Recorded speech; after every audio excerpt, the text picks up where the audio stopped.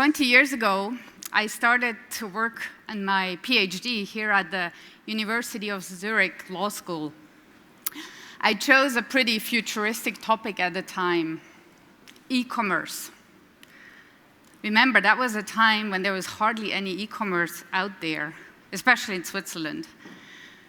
And also, we were wondering, is it actually legal to buy and sell things online? Fast forward to today, and oh my gosh, how far we came. Online shopping is everywhere, and we buy things that nobody could have dreamed of 20 years ago, cars, boats, airplanes even online, not just online, but even on our mobile devices. I was really privileged to be part of that transformation during my last 15 years at eBay.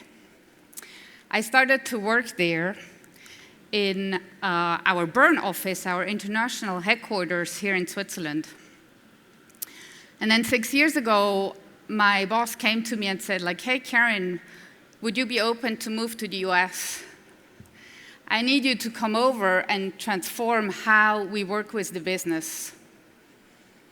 I wasn't exactly sure what I'm getting myself into there, but I'm like, sure, why not? That sounds like a great thing to do. Live where other people go on vacation.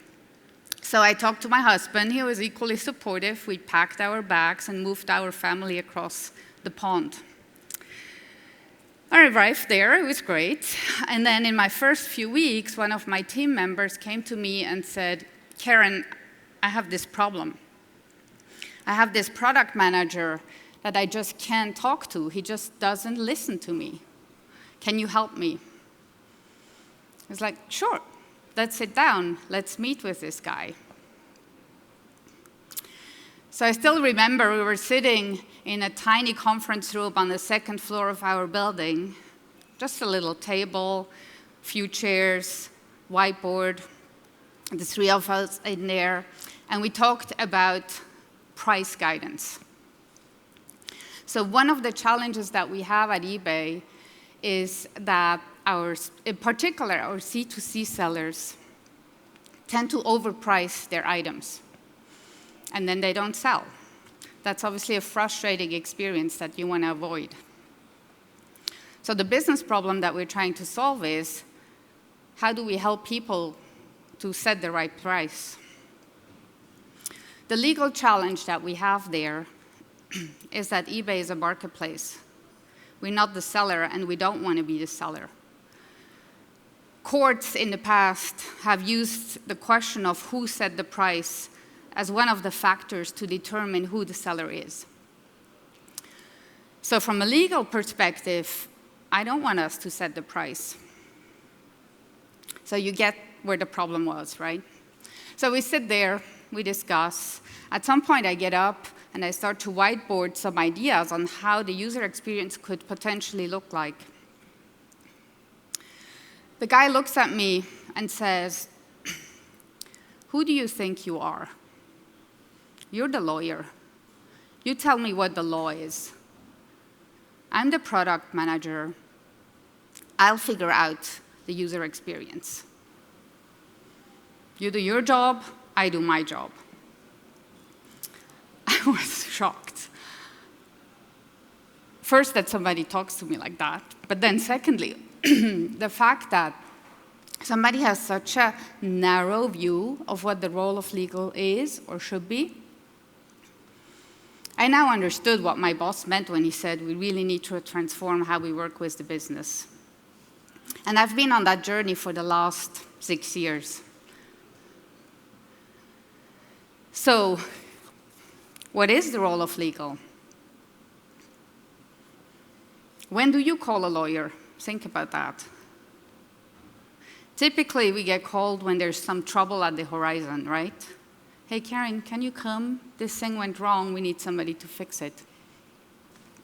Sure, that's part of our job. That's what we paid for. It's almost like any great chef needs to be able to chop vegetables.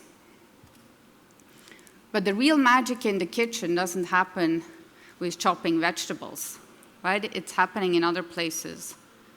And it's very similar for legal. The real added value that we can bring is not by reactively managing issues. We should think about it very differently.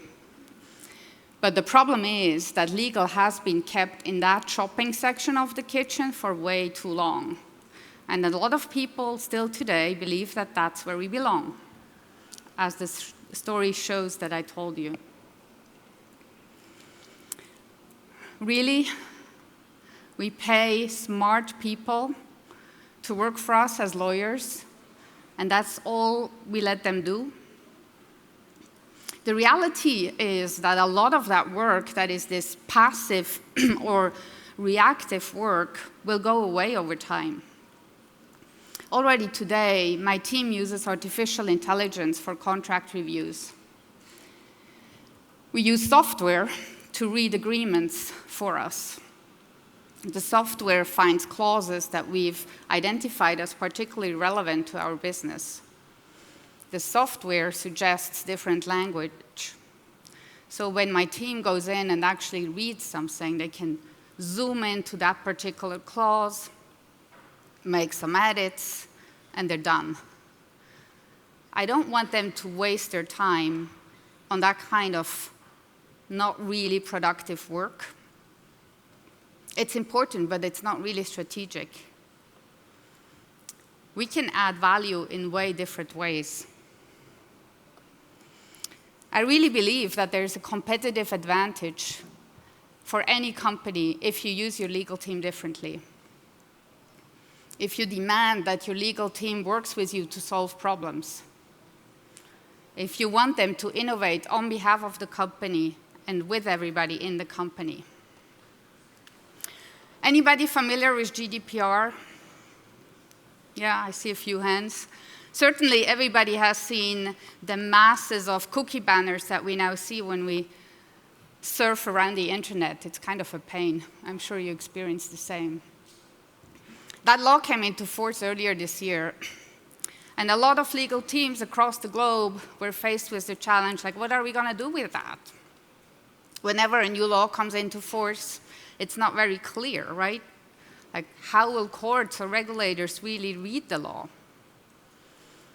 With GDPR, the challenge that legal teams were facing is that it has a 4% fine on your global turnover.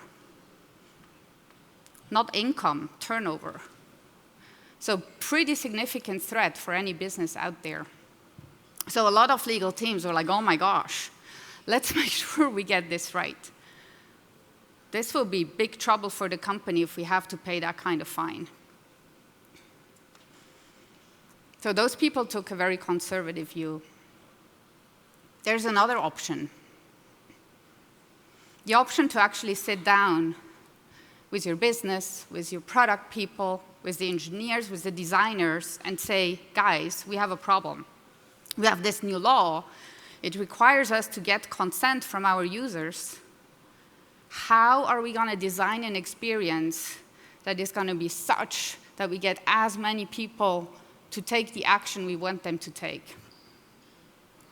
Yes, clear-eyed that courts might change their view, or they might find that our interpretation of the law is not actually okay, and we might need to pivot a little bit and make some changes in the product. But hey, we can make a lot of business in the meantime. Teams that are driving the business, legal teams that are committed to that, will always go for the second option.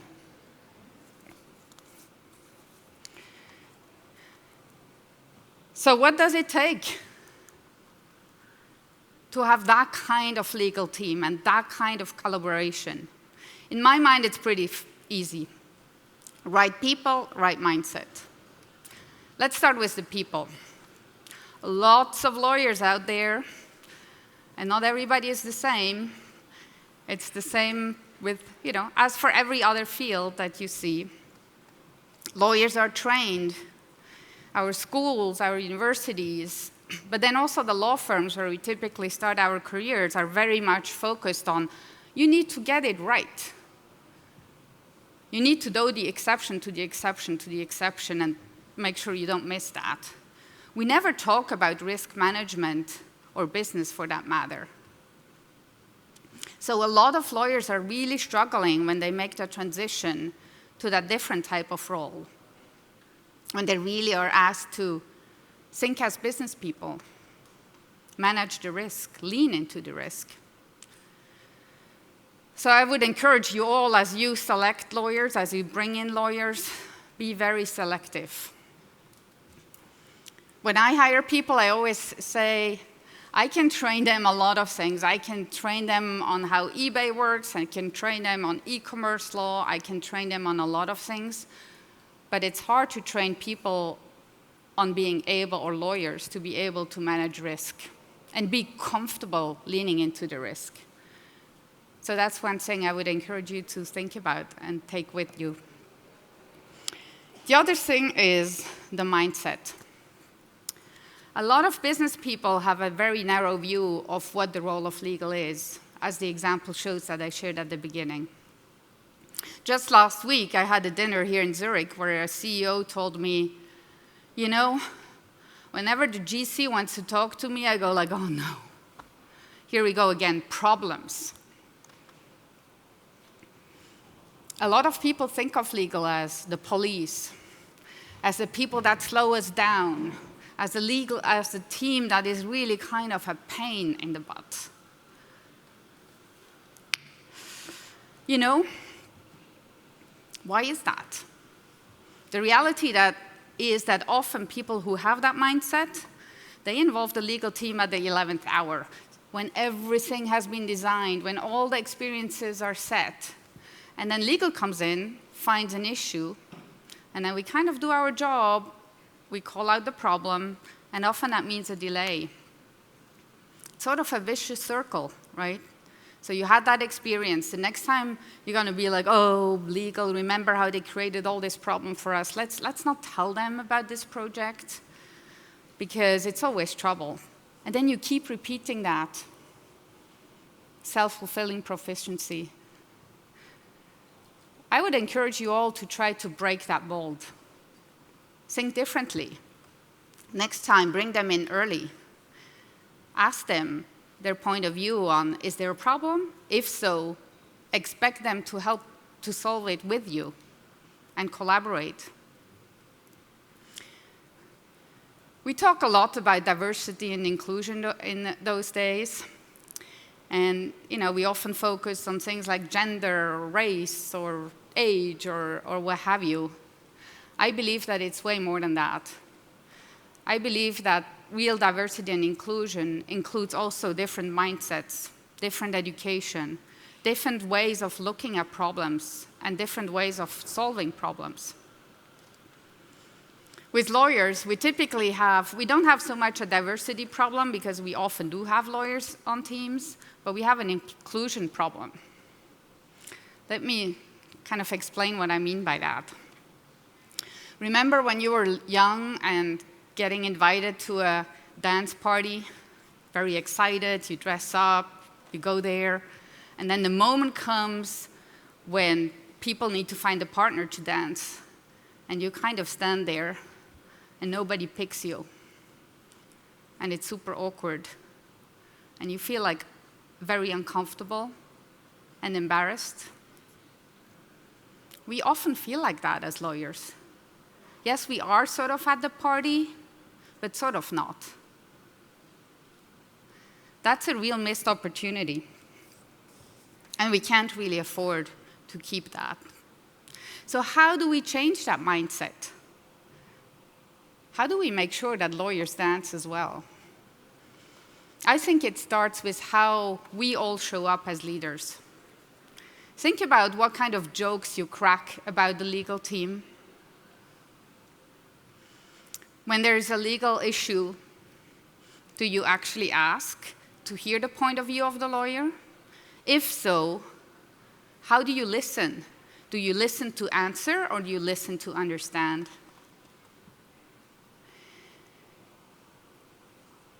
Who do you ask to speak about legal topics? I can't tell you how often I get somebody sending me a note and say like, hey, Karin, can you just jot down a few bullet points on this legal issue.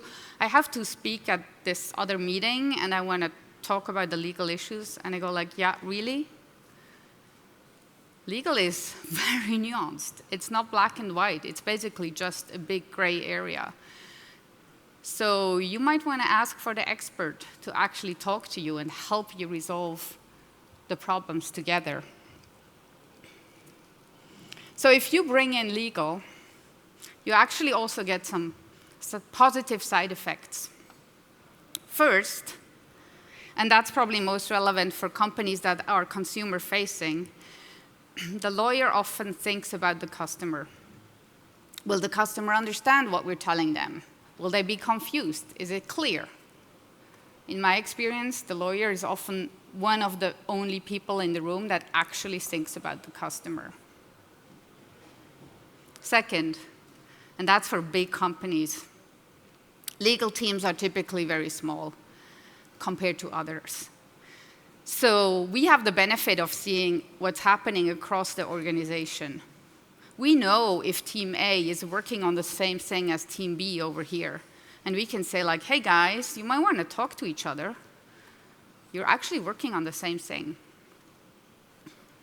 And third, and that's more for startups environments, legal can bring you some adult supervision in the room. Running your business in an ethical way is more important nowadays than ever. So you have that added benefit there.